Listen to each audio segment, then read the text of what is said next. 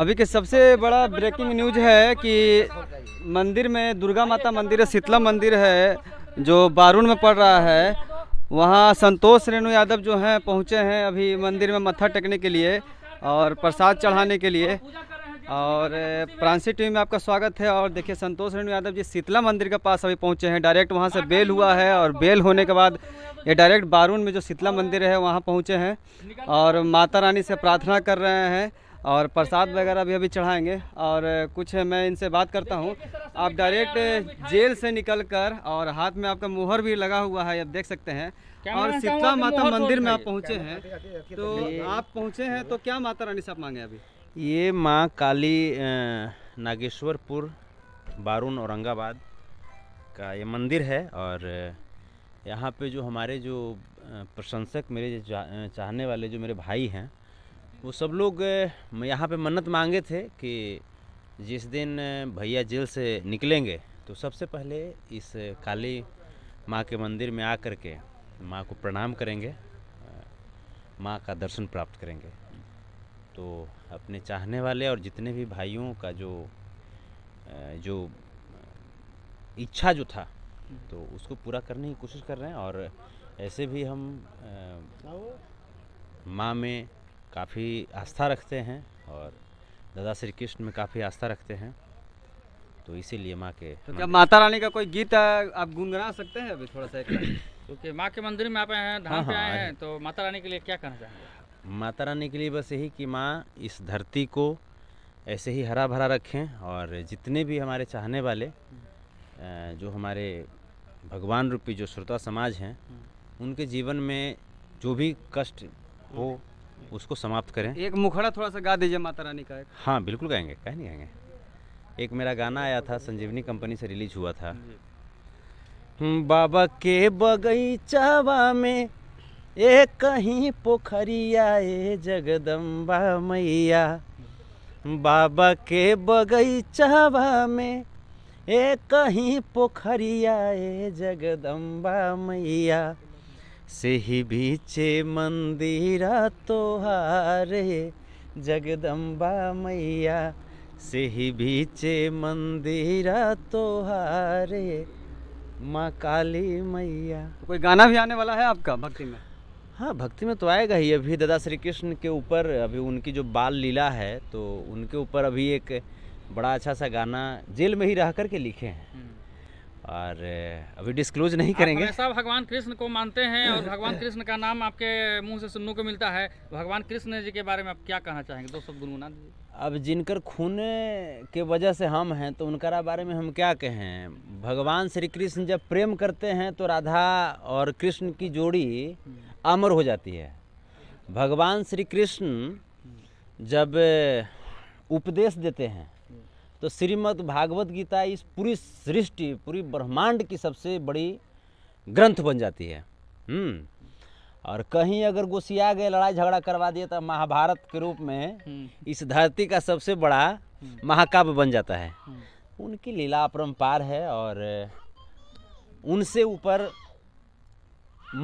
ये मेरा पर्सनल मेरा मत है, मैं भगवान श्री कृष्ण से ऊपर मैं किन्हीं को नहीं मानता हूँ। आराध्य मेरे देव हैं, वो मेरे भगवान हैं, मेरे सृजनकर्ता हैं। मैं क्या कहूँ उनके बारे में, कुछ भी कहूँगा तो कम पड़ जाएगा। जिस तरह से रखा गया, बहुत लंबा समय हो गया, मतलब कि जेल में भोजपुरी के आप चमकते सितारे और आप बहुत पुराने स्टार भी रह चुके हैं, तो जेल में आप गए तो मतलब कि जेल में किसी तरह का कोई कमी जेलर के माध्यम से या फिर कोई आपको कोई दिक्कत पहुंचा हो?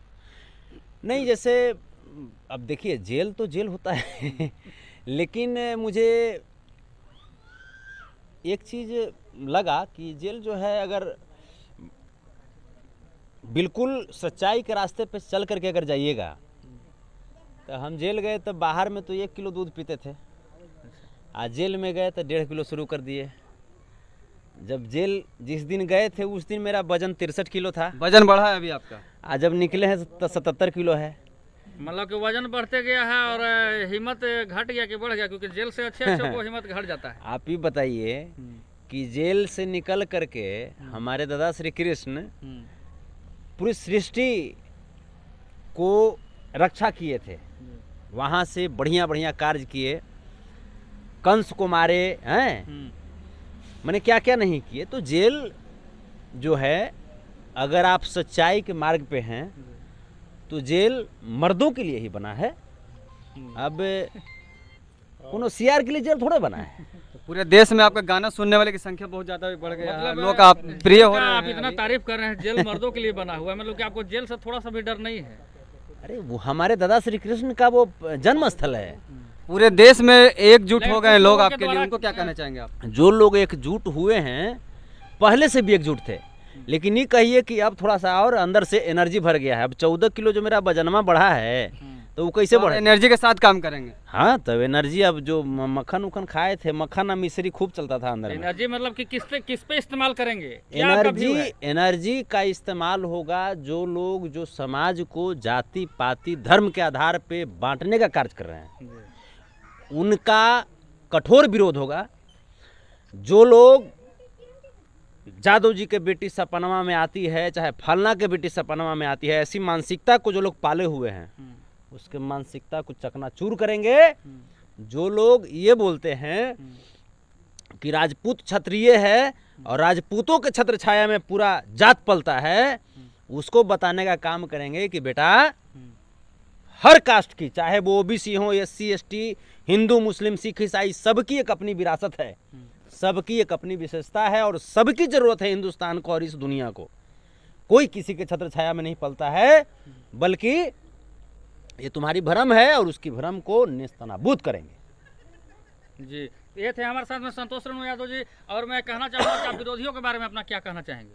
विरोधियों के बारे में कि जे सबसे पहले जा कर के भगवान श्री कृष्ण का पूजा करे, और भगवान श्री कृष्ण गाय चराते थे, गाय को उखर दे, ठीक है, और जा कर के वो गाय चरावे, उसके बाद दूध गारे, दूध गार के दूध खाए पिए, थोड़ा सा मजबूत हो, क्योंकि तुम्हारे लिए संतोष रेणु यादव सच्चाई के साथ लड़ते हुए, संविधान के कानून का पालन करते हुए, हमारी न्यायपालिका पे भरोसा था और हमारी न्यायपालिका हमारे भरोसे को सही साबित करते हुए मुझे न्याय देने का काम की है। अब लड़ाई आर से पार की होगी, जबरदस्त लड़ाई होगी, और इंडस्ट्री में जो लोग राजनीति कर रहे हैं, गंदी राजनीति कर रहे हैं, उनको मुंह तोड़ जवाब देने का काम करेंगे। तो आपको जिस तरह से औरंगाबाद जेल में सारे जदवंशियों का आपका समर्थन मिला, उन अपने समर्थकों के बारे में क्या कहना चाहेंगे औरंगाबाद जिला के बारे में? वो लोग हमारे जिगर के टुकड़ा हैं, उन लोगों के बदौलत हम हैं। आपको लगता है कि संतोष रेणु यादव के 14 किलो वजन बढ़ गया था? कैसे बढ़ गया? जब हम हर एक 7 दिन पर 5 मिनट के लिए घर पे बात करते थे, और अखबार जब जाता था जेल में, बात करते थे, मतलब कि क्या फोन का इस्तेमाल करते थे क्या आप जेल में?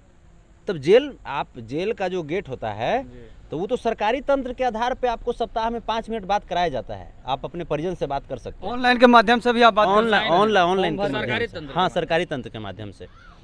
तो उस माध्यम से पिताजी से, परिवार वालों से पता चलता था, मेरे चाचा जी भी आए हुए हैं, तो पता चलता था कि जैसे बाहर में लोग काफ़ी गुस्सा में हैं, क्योंकि लोग को पता था कि संतोष रेणु यादव को बेवजह लोग फंसाया है। उसके बाद अखबारों से हमको न्यूज़ मिलती थी, अखबार में छपता था कि आज संतोष रेणु यादव के समर्थक वहाँ जाम किए हैं, आज संतोष रेणु यादव के समर्थक वहाँ किए हैं।